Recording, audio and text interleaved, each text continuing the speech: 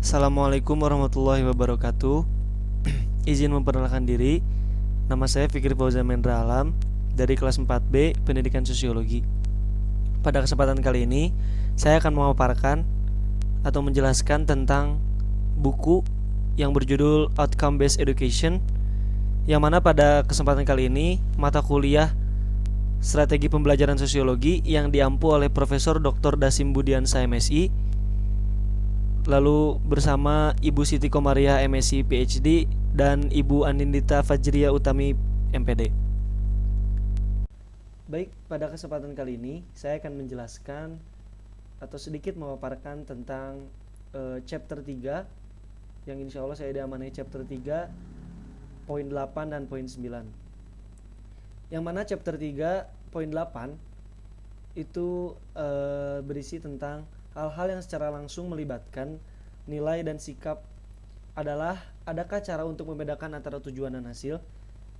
Pada bagian ini sudah dijelaskan atau sudah dipaparkan di halaman 58 bab 1 yang menunjukkan dua paradigma yang sangat berbeda. Pencucian yang sangat ini hidup berdampingan dalam bidang pendidikan.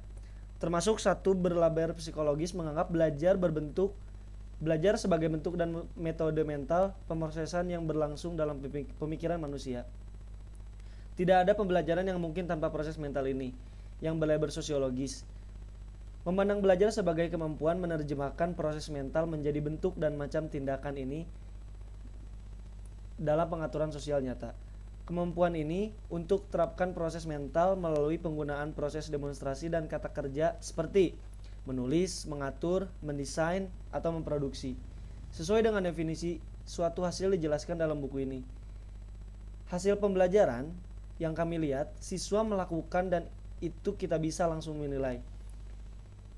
Sebaliknya, istilah itu goal atau yaitu tadi hasil atau pencapaian yang pada istilahnya dalam pendidikan itu bisa disebut goal, dikaitkan dengan apa yang kita sebut kerja non-demonstration, mewujudkan atau menyiratkan pemrosesan mental internal dari beberapa jenis, tetapi tidak menerjemahkan langsung ke dalam tindakan yang dapat diamati. Karena diselenggarakannya pendidikan telah didominasi oleh paradigma psikologis selama abad ini. Modus wacana yang umum dalam mendefinisikan menangani pembelajaran diisi dengan fakta kerja atau fakta kerja non-demonstration dan proses-proses seperti yang pertama ada know atau pengetahuan, ada think, pemikiran, ada assimilate, understand, consider, acquire, believe, reflect, value, appreciate, remember, and feel.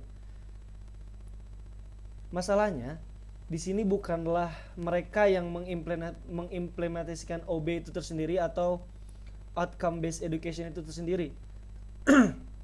Siswa tidak ingin tahu atau mengerti atau menghargai sesuatu. Sulit untuk mengatakan apakah proses mental yang diciptakan oleh istilah tujuan ini memang beroperasi dalam diri siswa. Selain itu, mungkin tidak jelas apa yang seharusnya dilakukan siswa untuk menunjukkan bahwa proses ini ada. Tanpa pertanyaan, salah satu yang paling bermasalah dan menghasilkan konflik hal dalam OB adalah sekolah dan distrik menggunakan kata kerja non-demonstration ketika mereka menentukan hasil. Ya, baik, bisa disimpulkan dari poin 8 chapter 3 bahwa tanpa pertanyaan, salah satu yang paling bermasalah menghasilkan konflik adalah semua OB adalah menggunakan kata kerja non-demonstration ketika mereka menentukan hasil. Jadi ada sedikit perubahan sudut pandang atau persepsi.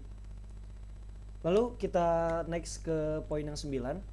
Apa saja hasil nyata yang ada? Semua jenis istilah dan label digunakan untuk mengklasifikasikan atau menggambarkan hasil. Dan semua ini kemampuan dan ketidakkonsistenan telah menyebabkan kebingungan dan kesalahpahaman di antara para pendidik dan masyarakat. Dalam hal ini ada 6 kategori deskriptor yang paling umum tercantum. Yang pertama ada fokus konten. Hasil diklasifikasikan menurut disiplin, bidang subjek, atau konten yang mereka wakili.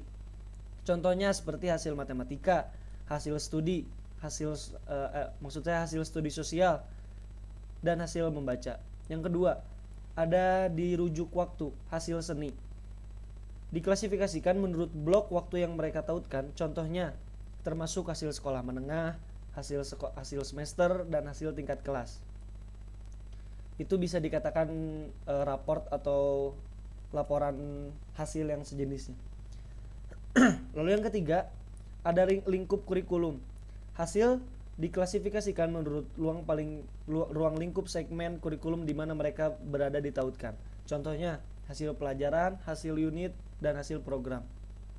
Lalu yang keempat, ada domain yuridiksi. Hasil diklasifikasikan menurut yuridiksi organisasi yang mendefinisikan dan menggunakannya untuk tujuan akuntabilitas atau pelaporan. Contohnya, hasil negara, hasil kabupaten, dan hasil departemen. Kalau ini lebih ke laporan atau hasil dari organisasi yang didirikan oleh sekelompok orang atau manusia. Lalu yang kelima, ada kompleksitas kompetensi. Hasil diklasifikasikan sesuai dengan sifat, ruang lingkup, dan kompleksitas kompetensi yang harus digunakan untuk melaksanakannya. Contoh, keterampilan dikstrit, tugas tidak struktur yang kompleks, dan pertunjukan peran yang kompleks. Lalu yang terakhir, ada poin ke-6, yaitu fungsi operasional. Hasil diklasifikasikan menurut untuk fungsi yang mereka layani dan dalam rangka kerangka kerja desain. Contohnya, hasil puncak, hasil yang berkemungkinan, dan hasil yang terpisah. Dari ke-6 jenis ini, fokus konten, referensi waktu, dan kurikulum kategori ruang lingkup paling sering digunakan oleh OB atau outcome based education ini yang lebih tua dan lebih tradisional pendekatan implementasi. Tetapi karena OB telah berevolusi selama masa lalu dekade, kompleksitas dan kerangka kerja fungsi operasional telah menjadi jauh lebih lazim. Contoh dari dua kategori yang terakhir ini digunakan di sepanjang waktu untuk menjelaskan banyaknya status orang supaya mengimplementasikan tujuan. Jadi ketika ada tujuan, ketika ada proses, itu pasti ada hasil. Dimana ketika hasil itu akan menjelaskan atau melaporkan hasil dari proses atau menjelaskan atau menunjukkan proses dari yang orang itu tuju, seperti itu. Baik, sekian yang bisa saya sampaikan. Yang telah saya sampaikan bisa saya recap kembali, yaitu yang poin 8, ada hal-hal secara langsung yang melibatkan nilai dan sikap. Lalu yang kedua, yang ke-9, poin 9, hasil atau apa saja hasil yang ada. Ada 2 poin yang bisa saya sampaikan. Mohon maaf apabila ada kesalahan. Kullu bani adam khotoin wa khairu khotoin at-tawwabun. Terima kasih kepada dosen-dosen yang sudah mengampu, yang sudah menjelaskan materi dengan sebaik mungkin. Terima kasih kepada Profesor Dr. Dasim Budiansyah MSI. Terima kasih kepada Ibu Siti Komaria MSI PhD, dan terima kasih kepada Ibu Anindita Fajria Utami MPD. Sekian, nun wal qalam wa ma yasturun. Mohon maaf sekali lagi apabila ada kesalahan. Wassalamualaikum warahmatullahi wabarakatuh.